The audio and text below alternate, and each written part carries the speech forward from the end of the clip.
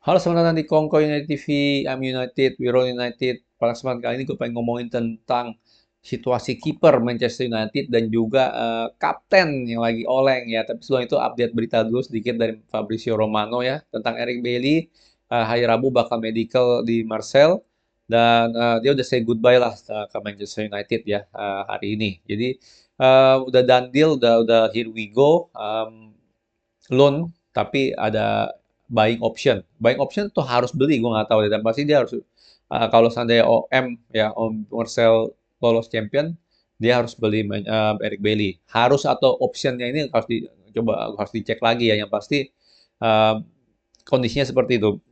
Untuk Eric Bailly, ya sayang nggak sayang, gimana pun juga kita udah kebanyakan center back. Lisandro Martinez masuk, artinya kita ada berapa tuh? 6 atau 7 center back. Ya, banyak sekali. Padahal kita Erik ten Hag cuma pakai 2 center back doang. Ya, nggak ada tempat buat Eric Bailly. Tuan CB juga nggak ada tempat, Phil Jones juga nggak ada tempat. Jadi nggak ada tempat untuk 3 center back ini. Dan mau nggak mau lah, kalau emang ada yang mau beli harus jual. Ya, dan semoga aja sih gue berharap sih itu uh, buying optionnya itu harus dibeli gitu loh. Kalau Olympique Marseille lolos Champions League ya. Saya nggak sayang ya. Sekali lagi Eric Bailly bukan pemain jelek. Ada plus minus lah. Semua pemain ada plus minus sebenarnya dari Bailly. Semua center back kita ya, dari Bailey, Maguire, Ferran dan bahkan Martinez pun ada plus minusnya gitu. Cuman ya mau gimana lagi ya untuk Eric Bailly ya. Udah nggak ada tempat lah kalau gue bilang. Selanjutnya tentang Anthony, masih sama aja soal Anthony ya. Tapi sekali lagi gue mau ngomong soal Anthony. Em, Kalau kita sampai bayar 100 M itu kemahalan banget ya. Ya sedesperate-desperate-nya kita kalau kita beli 100 M ya sayang gitu duitnya, ngerti nggak? Karena kan musim depan gue yakin banget kita bisa beli Anthony di angka 60. Ya oke lah, anggap aja di 50 tuh harga yang mau dilepas Ajax musim ini. Ya sebelum dia ini ya, sebelum naik harga ya. Kalau dia main bagus musim ini, ya kan berarti kan dia tambah 10 lah, benar nggak jadi 60 gitu, 60 juta. Jadi ngapain gitu maksain beli 100 M gitu loh untuk Anthony ya. Sebagus-bagusnya dia dan sebutuh-butuhnya kita gitu loh. Sayang ya lo misalnya musim depan depan 60 berarti lo ada budget 40 gitu loh untuk beli pemain. Ya dan hati-hati loh, gue kasih tahu lo ya kalau misalnya musim ini kita jor-joran, belum tentu musim depan bakal ada budget ya. Belum tentu, jangan-jangan cuma sedikit-sedikit doang gitu. Apalagi ya sekali lagi tergantung prestasi kita juga gitu nanti di musim ini. Jadi untuk Anthony sih gua sih ekspektasi gue sih mendingan jangan beli ya. Tapi ya cuman ya gitu ekspektasinya nih bahwa Manchester United bakal coba ngebit lagi untuk Anthony. Ya semoga aja sih Joel Murto nggak kemakan perangkapnya Ajax lah kalau gue bisa bilang ya. Untuk Cody Gakpo ya, gue udah ngomong ini sebelumnya, gue udah update status lah kalau Cody Gakpo udah menerima tawaran Manchester United. Cuman sekarang ini permasalahannya ya director footballnya ya kalau nggak salah direkturnya si eh, PSV itu bilang director atau manajer lah gue lupa itu dia bilang Cody Gakpo not for sale ya. Mungkin ada benarnya ya, mungkin ada benarnya karena musim udah berjalan. Atau mungkin juga ini sebuah taktik biasalah. Wah, Manchester United lagi desperate sekarang nih kan. Bilang aja begitu, not for sale biar harganya naik dari 35 menjadi mungkin 50 atau 40 ya kan bisa jadi gitu loh. Jadi tapi gimana pun juga untuk Cody Gakpo sekali lagi itu cuman ya nunggu nunggu hasil Champions League-nya doang PSV.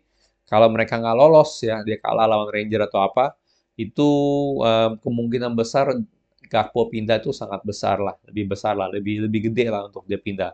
Kalau em, apa namanya kalau Eee, dia lolos ya kemungkinan besar di-keep gitu loh. PSV mau fight untuk keep si Gakpo karena dia lolos Champions League ya dan ya biasalah pemain dengan Champions League ya kalau Champions League mereka mau mau stay di Champions League ya. Oke selanjutnya gue pengen ngomongin soal kiper ya. Kita lagi-lagi di link untuk beli kiper lagi nih. Kevin Trapp kalau nggak salah nih orangnya dari Eintracht Frankfurt ya. Kalau untuk masalah kiper sih eee, fair-fairan aja ya. Kevin Trapp sih udah pasti di backup kiper lah untuk De Gea musim ini seandainya kita mau jadi beli Pak kayaknya. Tapi pertanyaannya cuma satu lah untuk Manchester United. Rencananya apa gitu loh untuk dengan Dean Henderson? Apakah kita akan pakai dia atau enggak? Ya, karena sekarang-sekarang ini dengan under Ten Hag gitu kan ya, kita tahu seberapa lemahnya De Gea dalam build up gitu loh, build up serangan. Ya bahkan kemarin lawan Liverpool sendiri ya gue dapat pertanyaan gitu, yang build up serangan siapa kalau dari belakang? Gue sempat mikir gitu kan, gue bilang sih Martinez di live streaming kemarin, tapi gue pikir-pikir kok gak ada build up serangan, gak banyak build up serangan dari belakang ya? Pikir-pikir kebanyakan kalau pas kita goal kick, si De Gea pengennya long ball mulu kemarin pas khusus lawan Liverpool ya. Jadi menurut gue sih kalau emang dia gaya mainnya begitu, dan gue kan selalu bilang kan kalau udah umur 30 mah udah susah gitu untuk merubah atau melatih skill set baru ya. Jadi kalau untuk De Gea, wah jangan-jangan nih ya kan, jangan-jangan nih benar-benar nggak cocok gitu loh under ten. Nah sistemnya Ten Hag gitu ya kan. Em, jadi kalau gue bilang kalau emang kita nggak ada misalnya untuk Dean Henderson ya kan, emang dia ada rencana untuk jadi nomor satu, ya berarti kan De Gea jadi backup ya musim depan. Dan berarti eh, masuk akal gitu kalau kita cari bener-bener backup keeper gitu, bener nggak? Sementara kalau kita misalnya, oh Dean Henderson kayaknya nggak good enough nih, misalnya ya, dan Ten Hag mikir begitu, em, ya berarti kita harus cari kiper baru gitu, ya kan Dean Henderson jual. Ini suatu hal yang benar-benar harus menurut gue sih udah harus direncanakan ya oleh Director of Football kita. Planningnya apa? Dibicarakan juga dengan Ten Hag. Planningnya apa? Karena jangan ngabisin duit gitu kan. De Gea itu sebenarnya ngomongin De Gea sebagai backup goalkeeper itu rada aneh nih mau ngomongnya. Karena dia salah satu pemain termahal di Manchester United. Ya, 400.000 kalau salah, 400.000 per minggu. Ya kan, salah satu pemain termahal gitu loh dia. Ya, dan gue yakin ya masanya udah mau selesai ya kan, bener.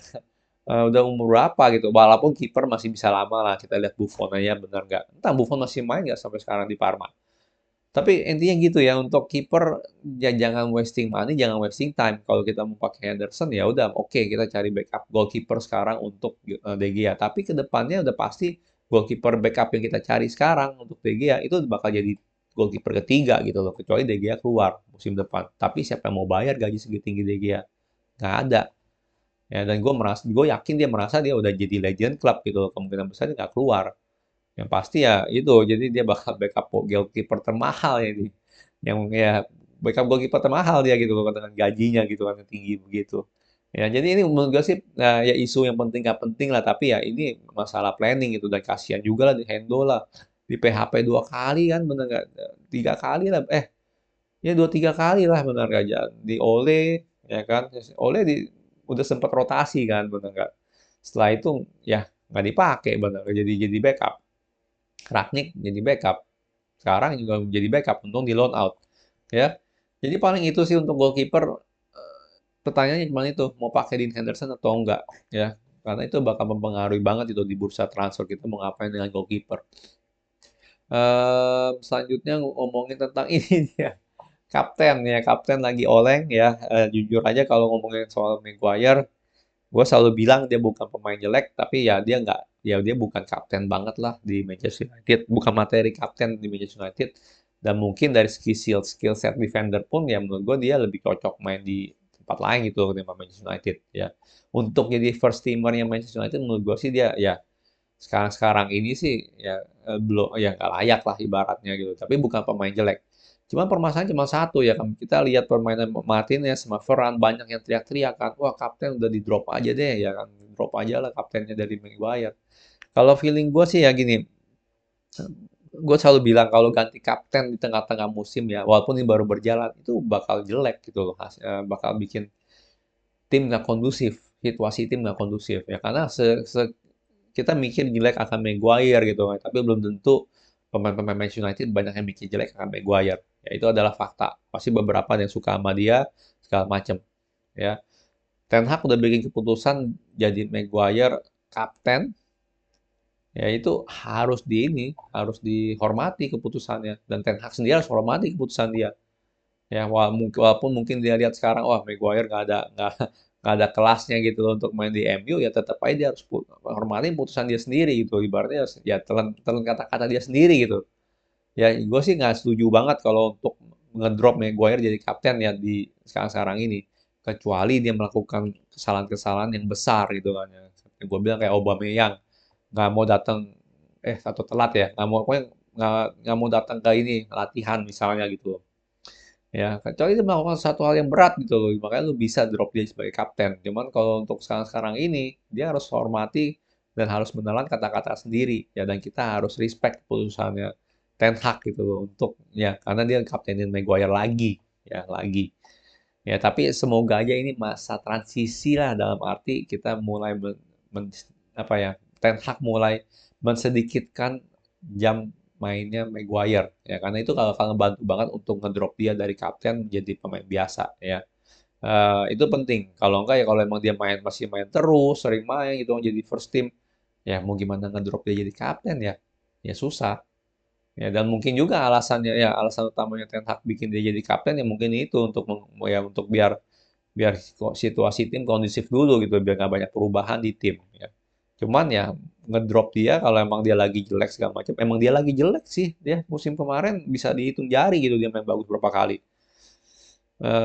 Jadi kalau untuk Maguire kapten itu emang harus di drop dulu kalau gue bilang kalau emang pengen drop dia dari kapten ya dari ban kapten ya, dia harus jarang main dulu jangan sering dimainin itu sangat penting jadi transisinya enak gitu loh bener nggak? Oh ya lu udah jarang main udah nggak masuk first team lagi ya gue tak kasih kapten ke orang lain ya kan nah itu kan lebih enak gitu loh bener nggak ya dan sorry sorry aja nih buat penggemar Maguire nih kalau ada ya tapi ya gimana pun juga dia udah drop banget gitu dari dua tahun lalu lah ibaratnya sih. Dan ini ya emang ada faktor dari dia punya fisik yang kurang gesit, tapi gimana pun juga kan dia punya positioning, cara dia baca gamenya ini selalu salah gitu loh.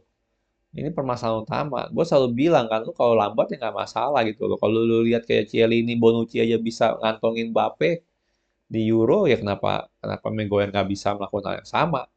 Bener nggak? Ya kan berarti kan cara dia baca gamenya salah gitu, cara dia positioning suka salah. Ya, offside trap jadi apa di break mulu sama si Maguire. Ya jadi itu sih yang gue bisa ngomong soal kaptensi kita ya. Gimana kalian setuju nggak soal Maguire? Ya, karena sih menurut gue sih bahaya banget loh kalau bisa kita cetak tiba-tiba, wah udah deh Ronaldo misalnya atau Bruno jadi kapten gitu kan ya. Wah itu sih bisa bisa bisa nggak kondusif gitu loh kalau gue bilang. Ya, paling gue mau udahin dulu gitu ya update berita hari ini ya. Sekian, kalau suka jangan lupa like, subscribe, and thank you for watching.